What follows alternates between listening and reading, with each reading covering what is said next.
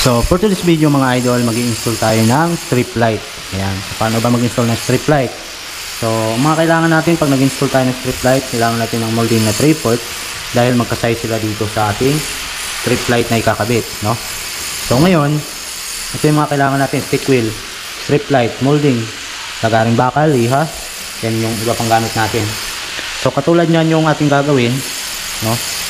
Sa hagdan na yan. So bali dito natin siya i-install sa counter na itong ating kitchen dito. Ito siya mga idol. Ito yung power supply natin. Ayan. Andun yung switch na ito. Andun. Ayan. So ngayon, bago tayo magpatuloy mga idol, huwag kalimutan yung subscribe button dyan at samahan na din ang notification bell para updated ka sa next natin mga video. So ang kailangan pala natin isa pa ay wire. So itong supply natin, tatakbo natin to dito dahil dito naka-location yung ating driver. Ayan, sa dulo. Then magbabang tayo ng molding dito papunta doon. Ayan. So yun yung first natin na gagawin, itong molding. So dalawa yung binili ko kasi kapos yung isang molding para may dugtong tayo doon. Ayan. So hindi kita yung dugtungan niya dahil tago naman. Okay, so ngayon simulan na natin mga idol paano i-install itong ating strip light.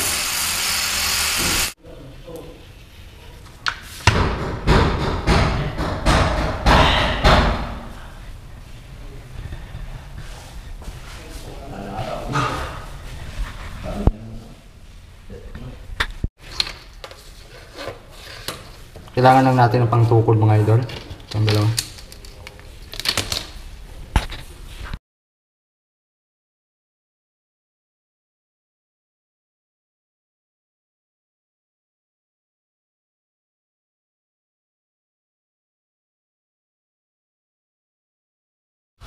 Try to work.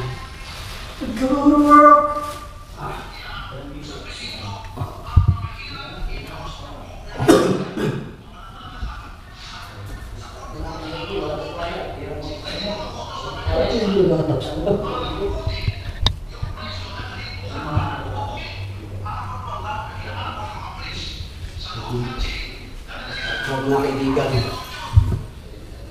Tayo na yung ganda tayo.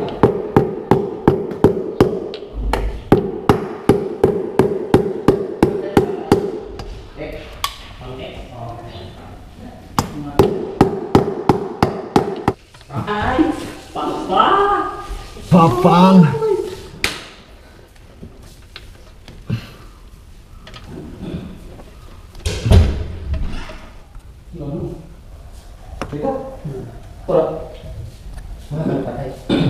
Okay. Inahan natin to.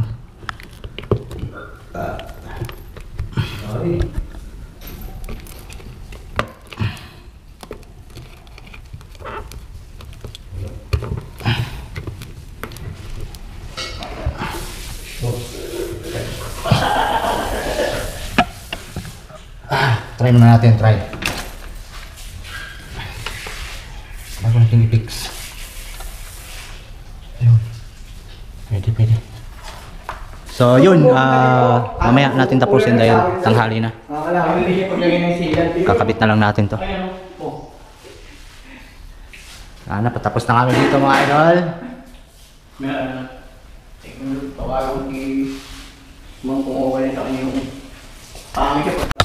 So yun, magpatuloy tayo mga idol sa ginagawa natin dito. Alauna na.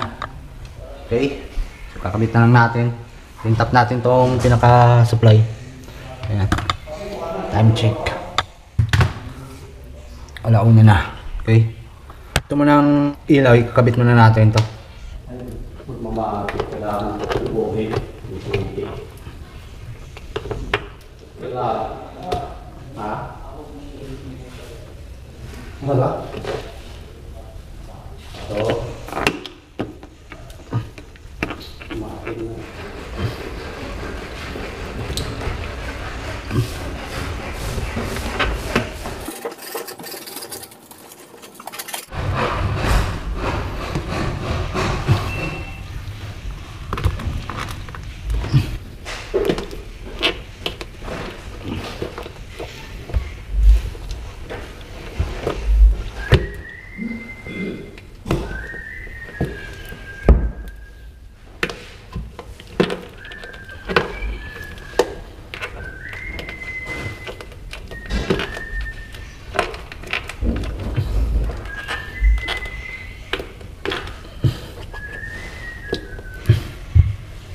Okay. So, susubukan natin siya. So, yung ginawa natin na yan mga idol, na nilagyan natin siya ng molding. So, for maintenance lang kasi, no? So, madali lang siyang baklasin kapag nag-maintenance o nagpalit tayo ng strip light, no? So, yun yung purpose na yun. Nilagay natin yung stick wheel para pag uminit, tuyo yung ating stick wheel na nilagay. No? So, so, try natin siyang buksan. So, in 1, 2, 3, punta tayo sa switch. Ito yung switch niya. In 1, 2, 3, go! Ayun. Ayan. Ayos. Grabe mga lodi. Ang garaw.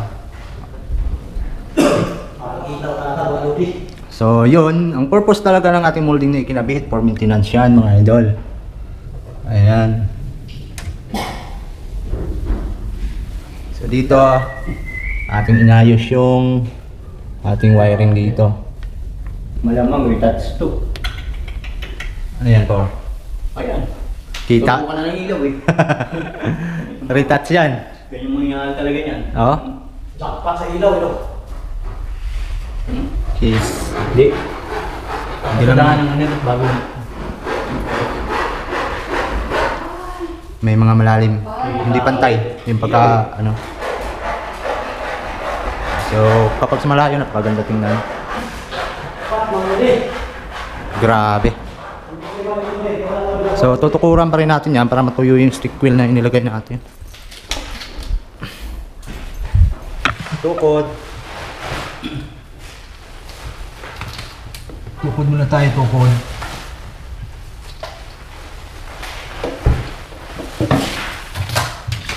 Ay, kailangan maludi.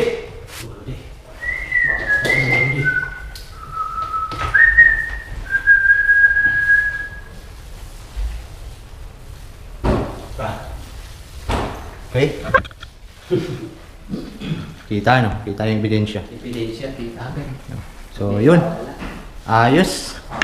Ayos na ayos. So dito meron siyang kita konti. Hindi nila naman silihan to.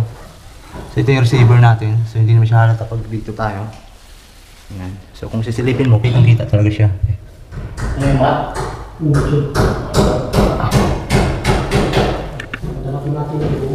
So sakto lang din na white yung ginamit nating wire dito.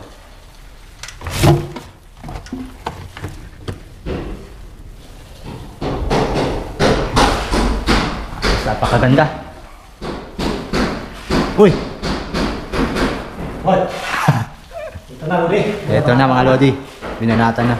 Ayun pala yung papakintab niya. Ito yung pag-ipit. Smart shield lang to. Random. Hindi nga, mga Lodi. Kasi kapag di mo kasi lagyan ng ganyan, no, lumihin, no? Ay, ikaw. No? Kapit yung dumi. Kaya kailangan talaga lagyan yan. Baka hindi lumalabas yung tunay na design. Yan na. Yan mga lodi. Yan ang i-apply yan. Anong tawag yan? Smart shield. Match shield. Liquid contract. Ay po. Mga Lodi. Yung mga bilibang ko sa mga pintor dito mga lodi. Ito na kuya ko, Lodi. So, yun, ito yung isa na ating in-install. So, na-upload ko na kung paano ito in-install tong ilaw dito. Bali, meron siyang maintenance sa box dyan, sa gilid. Yan. Pininturahan lang din. So, mas mabilis kasi mag-maintenance dito sa baba kaysa lang sa ceiling, no? Ayan. So, dapat kasi kapag nag-install kayo ng mga ilaw na ganito, lalo sa mga hagdan, kailangan meron kayong optional na magkaroon ng problema o magpalit ng bulb, no? Para in case of mapundi, magkaroon pa rin tayo ng sapat na pagmi-maintenance o madaling pagmi-maintenance, no? So yan sa dapat natin tutukan pag tayo ay nag-i-install. Katulad nitong kinabit ko, pag sakaling mapundi itong ilaw, mabilis lang nila papalitan dahil nandito lang naman yung ating driver. Ayan, tatanggalin lang nila yan dito. Ayan, dito lang yan. Then pagkabit, dyan lang sa molding ikakabit, no? So kahit si owner, sila yung magme-maintenance, kayang-kaya nila. Ayan. So napakaayos mga idol. Ayos na ayos. So ganun lang ang pag-install.